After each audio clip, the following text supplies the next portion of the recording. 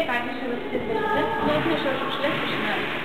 Tai kur mes dabar faktai, kadangi turiu popierių, tai mes mėlyną konteinerį. Nu tai rodom, kiek metams. Ir nuo kada jūs tai darote? Nu senukai, tai atsirado konteinerį, spalvoti, tai stengiuosi. O dėl ko jūs tai darote? Dėl konteinerių spalvoti, kad jie bus pilni, ar dėl manęs, ar dėl operatoriaus, ar dėl ko? Nu ir tie konteineriai galioja, bet iš tikrųjų noriu, kad būtų švariau, tvarkingiau. Saugomės savo žemę, gamtą. Tai ačiū Jums labai, bet vis dėlto mikrofonas nestebuklas, jis dar gali viskas ir kaip